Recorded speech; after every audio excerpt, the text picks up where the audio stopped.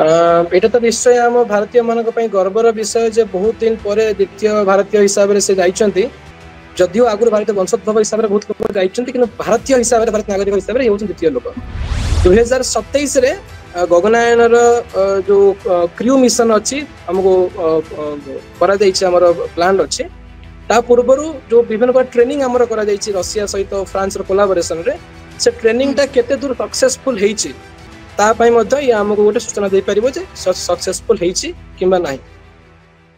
ଭାରତୀୟ ବାୟୁସେନାର group captain Shubhanshu Shukla 41 ବର୍ଷ ପରେ ଦ୍ୱିତୀୟ ଭାରତୀୟ ହିସାବରେ ମହାକାଶକୁ ଯାଇଛନ୍ତି। ଏହା ଭାରତୀୟଙ୍କ ପାଇଁ ଖୁବ୍ ଗର୍ବ ଏବଂ ଗୌରବ ଖୁସିର ବିଷୟ। ତେବେ କଣ କହିବେ, ଯେତେବେଳେ 4 ଜଣ ମହାକାଶଚାରୀ ଯାଇଛନ୍ତି ମହାକାଶକୁ, କଣ ସବୁ ଗୁରୁତ୍ୱପୂର୍ଣ୍ଣ ତଥ୍ୟ କଣ ସବୁ ଅଛି ସାର୍, ଆପଣ ଟିକେ କହିବେ ସବିଶେଷ ଭାବରେ, ବିସ୍ତୃତ ଭାବେ। ଏଇଟା ତ ନିଶ୍ଚୟ ଆମ ଭାରତୀୟ ମାନଙ୍କ ପାଇଁ ଗର୍ବର ବିଷୟ ଯେ ବହୁତ ଦିନ ପରେ ଦ୍ୱିତୀୟ ଭାରତୀୟ ହିସାବରେ ସେ ଯାଇଛନ୍ତି। ଯଦିଓ ଆଗରୁ ଭାରତୀୟ ବଂଶୋଦ୍ଭବ ହିସାବରେ ବହୁତ ଲୋକ ଯାଇଛନ୍ତି, କିନ୍ତୁ ଭାରତୀୟ ହିସାବରେ ଭାରତୀୟ ନାଗରିକ ହିସାବରେ ଇଏ ହେଉଛନ୍ତି ଦ୍ୱିତୀୟ ଲୋକ। କ୍ରିଉ ଡ୍ରାଗନର ସ୍ପେସ୍ କ୍ରାଫ୍ଟରେ ଫାଲକନ 9 ର ରକେଟରେ ଆଜି ହିଁ 4 ଜଣ ଲୋକ ଫ୍ଲୋରିଡାରୁ ଯାଇଛନ୍ତି ମହାକାଶ ବିଜ୍ଞାନ ଇଣ୍ଟରନ୍ୟାସନାଲ ସ୍ପେସ୍ ଷ୍ଟେସନକୁ। ପ୍ରଥମତଃ ଏଟାକୁ ଟିକେ ଡିଲେ କରାଗଲା ବିକଜ ଆମକୁ କୌଣସି ପ୍ରକାର ସୂଚନା ମିଳିଲା ଯେ ଇଣ୍ଟରନ୍ୟାସନାଲ ସ୍ପେସ୍ ଷ୍ଟେସନ କୌଣସି ପ୍ରକାର ଅକ୍ସିଜେନ ଲିକେଜ ହେଇଛି। ଟିକେ ସେଫ୍ଟି ପ୍ରିକସନ୍ସ ଥିଲା, ଯୋଉଥିପାଇଁ କି ଆମକୁ ଡିଲେ କରିବା ପାଇଁ ପଡିଲା ଏ ପ୍ରୋଗ୍ରାମଟାକୁ। ଏଟା ବହୁତ ଆଗରୁ ହବାର ଥିଲା, କିନ୍ତୁ ସମ୍ଭବ ବର୍ତ୍ତମାନ ସବୁ ଜିନିଷ ଠିକ ଠାକ ଚାଲିଛି। ଆଣ୍ଡ ହୋପଫୁଲି ସେମାନେ ଯାଇକି ତାଙ୍କର ଯାହା ଡିଜିଗ୍ନେଟେଡ ୱାର୍କ ରହିଛି, ବିଶେଷତଃ ଏଇ ମିଶନଟା ଆମର ଗଗନାୟନ ପାଇଁ ବହୁତ ବଡ ମାନ୍ୟତା ରଖେ। ଏଇଟା ଆମକୁ ପ୍ରଥମ ଥର ପାଇଁ ଗୋଟେ ହ୍ୟାଣ୍ଡସ ଅନ୍ ଏକ୍ସପେରିଏନ୍ସ ଦବ ଯେ ଆମେ ସ୍ପେସ ରେ କେମିତି ଜିନିଷଟାକୁ ହ୍ୟାଣ୍ଡେଲ କରିପାରିବା, ଗଗନାୟନ ଜିନିଷ କେମିତି ହ୍ୟାଣ୍ଡେଲ କରିପାରିବା, ତା ବିଷୟରେ ଆମକୁ ଗୋଟେ ସବିଶେଷ ଗୋଟେ ହ୍ୟାଣ୍ଡସ ଅନ୍ ଏକ୍ସପେରିଏନ୍ସ ଆମକୁ ଦବ। 2027ରେ ଗଗନାୟନର ଯୋଉ କ୍ରିଉ ମିଶନ ଅଛି ଆମକୁ କରାଯାଇଛି, ଆମର ପ୍ଲାନ୍ ଅଛି। ତା ପୂର୍ବରୁ ଯୋଉ ବିଭିନ୍ନ ପ୍ରକାର ଟ୍ରେନିଂ ଆମର କରାଯାଇଛି ରଷିଆ ସହିତ ଫ୍ରାନ୍ସର କୋଲାବୋରେସନରେ, ସେ ଟ୍ରେନିଂଟା କେତେ ଦୂର ସକ୍ସେସଫୁଲ ହେଇଛି ତା ପାଇଁ ମଧ୍ୟ ଇଏ ଆମକୁ ଗୋଟେ ସୂଚନା ଦେଇପାରିବ ଯେ ସକ୍ସେସଫୁଲ ହେଇଛି କିମ୍ବା ନାହିଁ। ତା ବ୍ୟତୀତ ଏହା ସହିତ କିଛି ଏକ୍ସପେରିମେଣ୍ଟ ମଧ୍ୟ ସେ ସେଠି କଣ୍ଡକ୍ଟ କରିବେ। ପ୍ରଥମ ଏକ୍ସପେରିମେଣ୍ଟ ହଉଛି ଆମର ମାଇକ୍ରୋଗ୍ରାଭିଟିରେ ଇଣ୍ଡିଆନ ବ୍ୟାକଗ୍ରାଉଣ୍ଡର ଲୋକମାନଙ୍କର ହେଲ୍ଥ ଆଉ ସାଇକୋଲୋଜି ଉପରେ କଣ ଇଫେକ୍ଟ ରହୁଛି, ସେଟା ହଉଛି ତାଙ୍କର ଗୋଟିଏ ଏକ୍ସପେରିମେଣ୍ଟ ରହିଛି।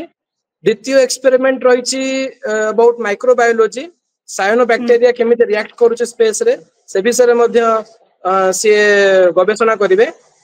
ଆଉ ଗୋଟେ ଗୁରୁତ୍ୱପୂର୍ଣ୍ଣ ଗବେଷଣା ରହିଛି ଯୋଉଟା କି ହଉଛି କଣ ଯେ ଆମେ ଯେତେବେଳେ ଗଗନାୟନରେ ଆମର କ୍ରିଉ ମାନଙ୍କୁ ପଠେଇବା ସ୍ପେସ କୁ, ସେମାନଙ୍କ ଯୋଉ ଖାଦ୍ୟ ଆମେ ପଠେଇବା, ଭାରତୀୟ ଖାଦ୍ୟ କଲଚରାଲ ଆସ୍ପେକ୍ଟ ଖାଦ୍ୟ ଗୁଡା ଆମେ ପଠେଇବା, ସେଗୁଡାର ସ୍ପେସ ରେ କଣ ଇଫେକ୍ଟ ରହିଛି, ସେ ବିଶେଷତଃ 3 ପ୍ରକାର ଖାଦ୍ୟ ତାଙ୍କ ସାଙ୍ଗରେ ନେଇକି ଯାଇଛନ୍ତି। ଗୋଟେ ହଉଛି ଆମ୍ବ ପଣା ନେଇକି ଯାଇଛନ୍ତି, ଆଉ ଗୋଟେ ନେଇକି ଯାଇଛନ୍ତି ଆମର ଗାଜର ହାଲୁଆ ଆଉ ମୁଗର ହାଲୁଆ। ଆପଣ ଯେମିତି କହିଲେ 14 ଦିନ ପାଇଁ ଆଇଏସଏସ୍ ରେ ରହିବେ 4 ମହାକାଶଚାରୀ ଏବଂ ସେମାନେ ସାଙ୍ଗରେ ଆମ୍ବ ପଣା, ଗାଜର ହାଲୁଆ ଏମିତି କିଛି ଜିନିଷ ନେଇକି ଯାହା ଯାଇଛନ୍ତି ଆପଣ କହୁଛନ୍ତି, କେତେ ଦିନ ପର୍ଯ୍ୟନ୍ତ ଏସବୁ ଷ୍ଟୋର ହେଇ ରହିପାରିବ?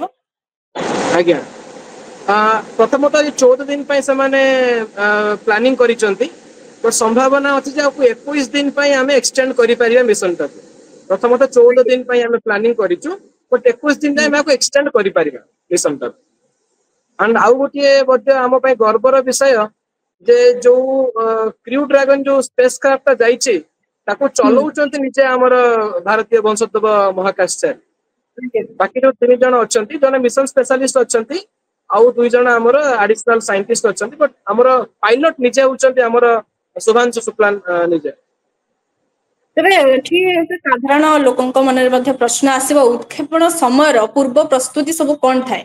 ଏଇ ଯୋଉ ମିଶନ କରାଗଲା, ଏଇ ମିଶନଟି ପ୍ରଥମତଃ 2 ଥର ପୋଷ୍ଟପୋନ କରାଯାଇଥିଲା, କାହିଁକି ନା ଆମକୁ ସୂଚନା ମିଳିଲା ଯେ ଇଣ୍ଟରନ୍ୟାସନାଲ ସ୍ପେସ୍ ଷ୍ଟେସନରେ କୌଣସି ପ୍ରକାର ଅକ୍ସିଜେନ ଲିକେଜ ହଉଛି, ତ ସେଇଥିପାଇଁ ସମ୍ଭବତଃ ୟାକୁ 2 ଥର ଡିଲେ କରାଯାଇଥିଲା।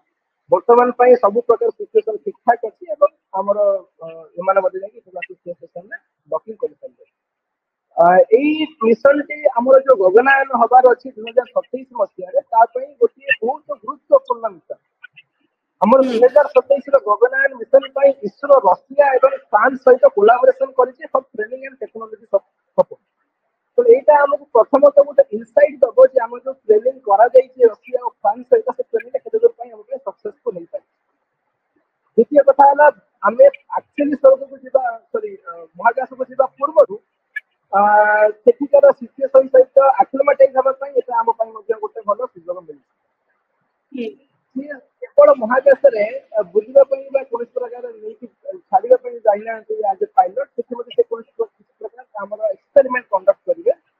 गुरुत्वपूर्ण एक्सपेरिमेंट मान भीतर प्रथम एक्सपेरिमेंट रोची जे माइक्रोग्राविटी रे मसल और जो डीके हो तार कोन इफेक्ट रही द्वितीय हमर रही जे माइक्रोग्राविटी रे स्क्रीन स्क्रॉलिंग रो कोन इम्पैक्ट हो साइकोलॉजिकल इम्पैक्ट रही ता ऊपर हम गवेषणा करिवे।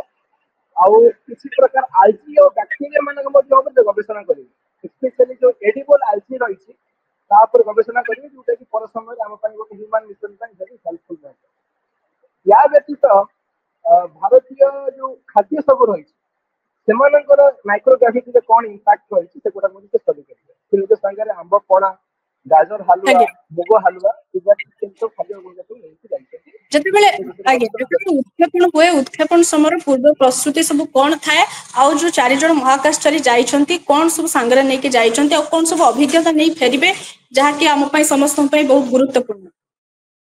देखो तो जतबेले हम स्पेस को गोटे रॉकेट बा कोन प्रकार जान पठौछु एटा होछि भारी गोटे सेंसिटिव जिंस तेनो there is no scope for error सब जिंस को ठेकी लेकी तन तन कोई सब जिंस को हमें मॉनिटर करिथाउ जेमिति पानी पाग हैला यांत्रिक कोन प्रकार से मन फंक्शनलिटी रहला से प्रॉपर वे फंक्शन करूछंती ना नहीं आउ संभावत कोन प्रकार सोलार फ्लेयर हैला बा कोन प्रकार कम्युनिकेशन त्रुटि रहिबार संभावना अछि कि ता सहित जतबेले ये उत्क्षेपण हबो से समय इंटरनेशनल स्पेस स्टेशन रो लोकेशन कोठी अछि से सब जिंस गुडो को हमें कंसीडर करिकि हमें फाइनल करू जे के समय हम पई उचित रहइबो उत्क्षेपण करिया पई। ये जो जाइछंती हम स्पेस को ये जो क्रू ड्रैगन रो मिशन रे AX4 बोली हम कहउछन एक्सियम 4 मिशन रे 4 जन लोग जाइछंती 4 जन मानक भीतर जन पायलट अछि जे होछन जे शुभांशु मिशन जे पायलट लिखे हम भारतीय वायुसेना पायलट छे आया ये याको पायलट करूछंती ता संगे आउ जने नासा रो साइंटिस्ट अछंती आ ता सहित पोलैंड रो जने अछंती आउ जने अलग कोन से गोटे देशर जने वैज्ञानिक सर्जन वैज्ञानिक जाइछन सेमानकर मुख्यतः सेमाने पाखापाखि 400 एक्सपेरिमेंट से कंडक्ट करिवे जो भीतर को 41 पाखापाखि एक्सपेरिमेंट होची इसरो क्यूरेटेड जोटा कि हमर गगनयान मिशन पई बहुत इंपोर्टेंट। गगनयान मिशन हमें करिवा पूर्वरु हमको सब जिंस गुडा को चेक करनबा पई पड़िबो जे हम जहा हाइपोथेसाइज करिछु जिंस तको से एक्चुअली केते ठीक हो तो ये गगनयान मिशन पे एटा गोटे बहुत बड़ा पे इनसाइट निहाती भाव सूचना अनुसार आईएसएस रे 4 जन महाकाशचारी 14 दिन रहिबे से 14 दिन रहिबे ना एक्सटेंड भी हेई पारे दिन आउरी वृद्धि हेई पारे समानक पई। प्रथम तो 14 दिन पे समान को प्लानिंग करा जाइछि तो समान चाहेले 21 दिन पर्यंत हमें मते ए मिशन को एक्सटेंड करि पारि। ए मिशन रो लक्ष्य और उद्देश्य कोन रहिबो?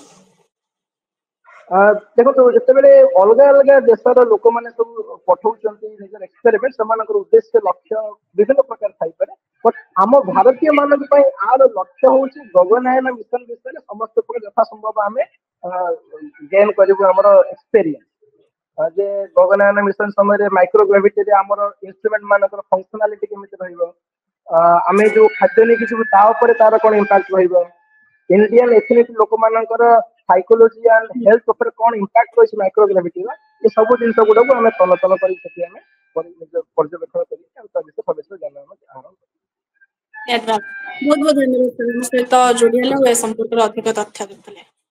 Thank you.